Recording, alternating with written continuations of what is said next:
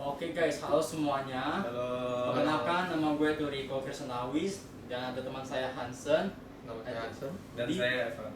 Sini kita mengundang teman kita Evan untuk membicara atau mempodcast tentang pembulian, mental health, sama pendidikan. Jadi kita mulai dengan pembulian. Yang pertama soal pertama kita akan mulai dari Hansen. Jadi ini kan di Indonesia kan pasti ada rumah sakit mentalnya kan, Evan. Ya. Dampak rumah sakit mental itu pada orang-orang Indonesia itu gimana, Pak?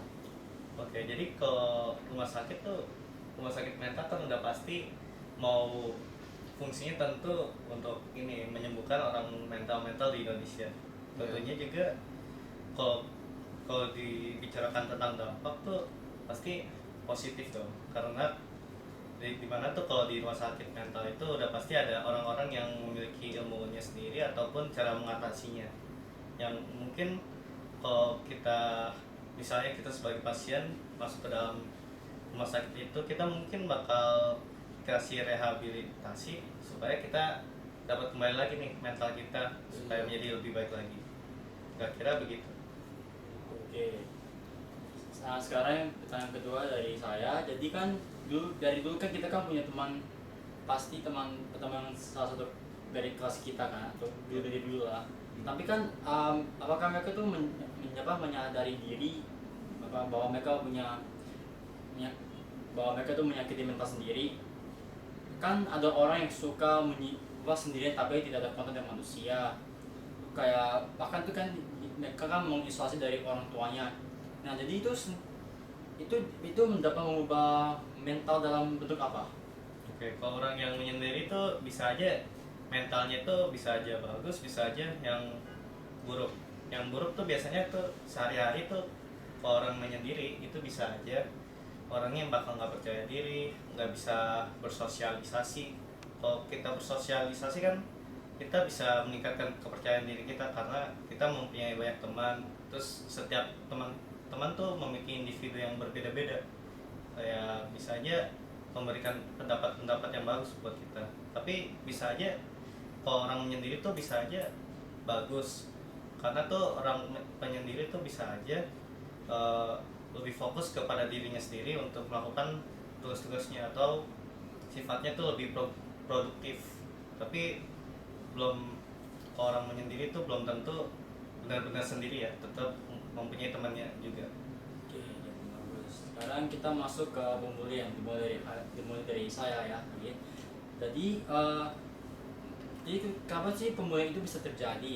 Dan apakah benar tuh kalau pembulian itu bisa mengubah hidup orang gitu? Penjelasan Evan gimana? Oke, kalau pembulian tuh terjadi tuh kalau kita lihat dari akarnya ya. Kalau kita bedah terus ya, ternyata eh, kita bakal lihat nih dari pelaku pembulinya itu. Sebenarnya sih pelaku pembulinya itu bisa aja memiliki mental yang kurang disayangi oleh orang tuanya. Mungkin dia orang yang menjadi pelaku pembulian ini bisa aja mencari mangsanya untuk mencari perhatian aja dari orang-orang. Tapi kalau dibilang apakah ini juga termasuk sosialisasi, ya bisa aja. Tapi sosialisasinya yang dampak buruk ya, nggak sosialisasi juga dibahas juga cara kita bertindak kepada orang lain tuh gimana, yang terjadi tuh norma-normanya kayak gimana juga. Ya itu aja sih. Oke. Nah, sekarang ini nih pertanyaan aku nih. Pembulian kan itu masih terjadi di mana saja kan? Ya. Dan pasti akan terjadi di mana saja walaupun di luar sekolah juga. Ya. Dan nih, pertanyaan aku ini, cara mengurangi pembulian dan hal yang bisa dipelajari dari pembulian itu apa saja, Evan? Cara mengurangi pembulian, kalau bisa sih kalau kita mulai dari pendidikan ya. Iya. Kan sekolah mengajarkan hal-hal yang baik tentunya kan. Tentu.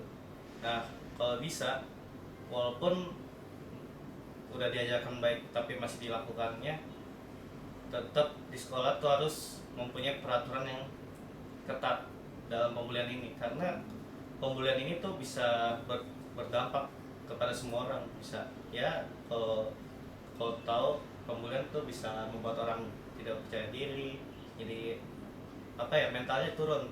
Kalau mentalnya turun kan bisa aja membuat kita kesehariannya produktivitasnya bakal turun ya. Terus kalau ditanya apa tuh pertanyaan keduanya apa tuh? Nah, walaupun mau dihilangin tapi masih ada kan. Jadi yang harus kita pelajari dari pembulian itu apa selain merusak mental orang itu? Kalau apa yang kita pelajari dari pembulian tuh, kalau bisa kita harus peduli satu sama lain gitu. Kalau kita nggak peduli, yang terjadi pembulian ini bakal terus terjadi. Jadi pembuliannya dalam bertema mengkhawatir sama teman gitu loh. Iya, itu mengkhawatirkan. Ya. Sekarang kita masuk ke pendidikan Indonesia. Menurut dari saya, jadi kan kita tahu tuh pendidikan Indonesia seperti apa. Kan kita juga masuk SMA sekarang. Iya. Nah, pendidikan di Indonesia itu perlu apa sih? Apakah lagi yang kita untuk, maksudnya kayak kita perlu apa sih yang kita harus majukan itu, kayak kan pasti kan ada seperti online atau gadget lah, tapi cara yang mengefektifkan itu kayak apa, gimana? Kalau saya tahu ya, di Indonesia tuh ada yang membuat pendidikan Indonesia tuh jauh di rank di dunia, yaitu pahamnya literasi.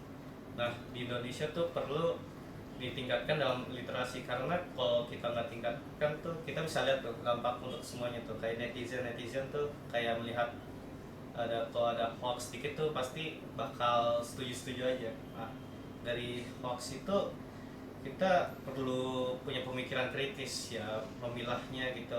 Atau kita kalau melihat berita apapun nih, salah satunya misalnya mungkin kalau kita pegang HP dekat kompor itu bakal meledak kompornya, padahal enggak. Itu karena nggak ada informasi yang jelas. Kalau mau cari informasi yang jelas tuh tinggal dari sumbernya, apakah itu benar atau kagak. Kan ada lembaganya tuh yang memilah informasi, yaitu ya Kominfo, apapun itu. Oke. Jadi ini pertanyaan terakhir ya kan. Ya. Jadi semakin naik kelas kan semakin tinggi kan pendidikannya. Ya, pendidikan. Sekarang Indonesia kan mempunyai juga berbagai macam universitas gitu kan, kampus juga. Nah, walaupun di pembelajarannya sama, di bidang yang sama, pasti cara belajar mereka berbeda dong. Ya. Nah, jadi sekarang cara mereka menjadi lebih efektif dan kayak saling bersama itu dalam bidang yang sama. Jadi kayak graduasinya sama gitu loh. Jadi pertanyaannya cara belajar yang lebih efisien gitu ya. Ya benar, dan juga mempercepat pembelajarannya gitu loh. Karena temanya juga berhubungan mental sama pemulihan ya. Karena pakai cara efisiennya sih, kalau untuk saya cara belajar efisiensi itu kita belajarnya bareng. Nah, kenapa belajar bareng? Karena kalau dengan belajar bareng tuh, kalau bareng teman-teman kita menjadi tahu, memiliki pandangan yang berbeda-beda. Karena setiap teman-teman kan kita udah tahu, setiap teman tuh memiliki individu yang unik dan juga ya berbeda buat kita semua. Nah, dengan belajar bareng tuh kita bisa memiliki insight yang baru mengenai ya apa yang kita pelajari, terus juga memiliki gambaran yang kita dapatkan ya, gitu aja. Jadi kali ini wawancara kami kepada Evan tentang tema pendidikan, pemulihan dan juga mental health sampai kali ini saja. Terima kasih Evan atas informasinya. Ya. Dan sampai jumpa dari podcast kami. Sampai jumpa. Ya. Bye.